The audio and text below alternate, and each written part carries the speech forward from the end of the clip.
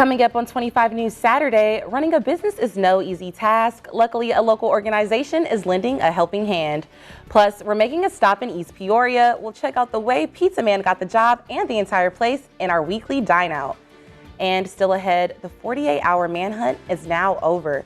The latest on the man believed to be responsible for the mass shooting in Maine. 25 News Saturday starts right now. From your home team, this is 25 News Today. Good Monday morning. Thanks for joining us here at 7:30. I'm John Schoen. And I'm Imani McClay. Now, the weather outside was a little frightful and it's certainly not delightful.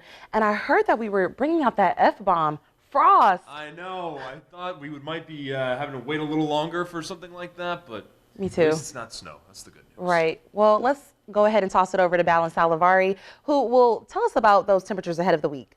We now know the name of the juvenile killed in a car accident near Ellsworth on Saturday. The McLean County coroner is now saying that 16-year-old Eliza Lewandowski from Aerosmith, Illinois, was pronounced dead on the scene. This was on 2850 East at 1200 North there.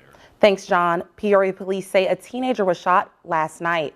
It happened just after 6 p.m. in the 2400 block of West Ann Street, just east of Manual High. When the police arrived, they found a 14-year-old boy shot with a gunshot wound to the leg. A 71-year-old Illinois man pleads not guilty in the deadly stabbing of a 6-year-old Palestinian-American boy and wounding his mother. We're learning more details around the death of actor Matthew Perry. Law enforcement say the Friends star was found at his Pacific Palisades home after an apparent drowning. Former President Donald Trump and his adult children will be called to testify in the $250 million civil trial against Trump and his company. Meanwhile, another federal lawsuit has been filed against Rivian, accusing the company of sexual harassment. The lawsuit was filed last week in Peoria's U.S. District Court. The clock is already ticking on newly minted House Speaker Mike Johnson to avoid a government shutdown. If Congress does not pass a funding package before November 17th, the government will run out of money. Our Washington News Bureau reporter Brendan Cullerton spoke to Democrats and Republicans on Capitol Hill about what to expect. In consumer news, Toyota is recalling more than 750,000 Highlander SUVs, including hybrid versions, over a bumper issue. From the pandemic, inflation, labor shortages, just to name a few, running a business over the past few years had its challenging moments. Locally, we know some had to close their doors, while others are still hanging in there. Madison Porter talked to a small business owner who says she's thriving thanks to a local group. A realty group says third quarter home sales were down 8.5% compared to the same period last year. And for the first 9 months of this year, sales are down 12.5% compared to last year. Welcome back. Time now is 7:52. General Motors and the United Auto Workers Union have reached a tentative agreement confirmed by both sides yesterday. The tentative deal comes more than 6 weeks into the workers' strike and just days after the union expanded its strike at the nation's largest automaker. Back here at home, there's a bit of a mess to clean up in East Peoria after a train derailed. 3 freight cars derailed spilling corn under the Meadow Avenue overpass near Burger Barge restaurant earlier Monday night. A lead story this morning, a man who grew up in Pontiac, Michigan is bringing a sport focused on dedication and constant improvement to the River City.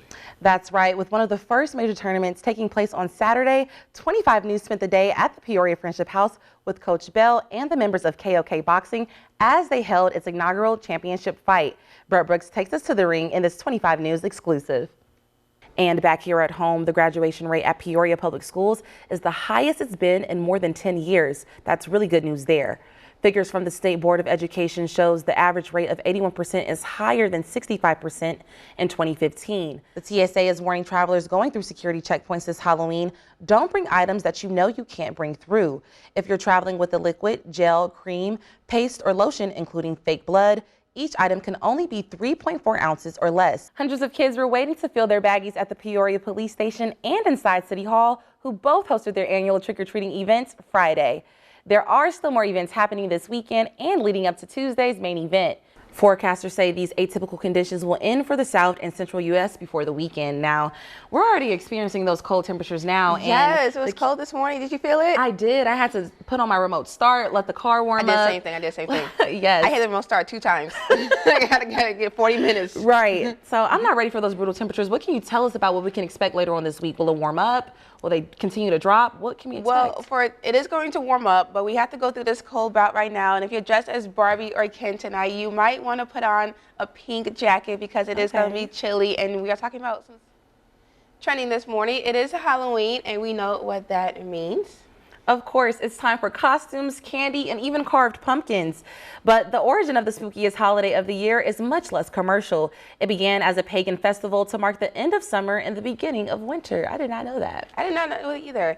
During early Christian times, All Hallows Eve honored the dead. And now, Brett, I personally do not like candy corn. What about you? Do you? I'm not a candy corn person, even though I'm dressed a little bit like a candy corn today. But I am a chocolate girl. So the Tootsie Rolls, anything chocolate, the Tootsie Pops, that's kind of my avenue. I'm a sour candy type of girl. I love the Starburst, the Sour Patch Kids, the Sour Straws. I love all of that. Wait, so do you like sour Skittles? I do, love them, and I like to freeze them too. Don't look at me crazy, Central Illinois. I love to freeze them. Well, just in time for Halloween, today is National Chocolate Day. Time to celebrate one of the world's favorite tastes. Oh yeah, chocolate comes from fermented and roasted cocoa seeds found in Mexico. Now, I have to admit, John, I'm really not a big chocolate person. I really love sour candy and like the hard candy. I've always loved that as a kid, so I would go for that instead of the chocolate. My personal opinion. What about you? You know, honestly, I think I really just ate candy as it came to me. I never really had much of a preference, but I love good chocolate. I love going to a bakery or a candy store where they make the chocolate in-house. For me, the quality is over the quantity. I love to have good home-crafted, like handmade confections. I'm fancy like that, but you know. Okay, what about milk or dark chocolate? Which one? Milk all the way for me. Yeah, I'd have to agree.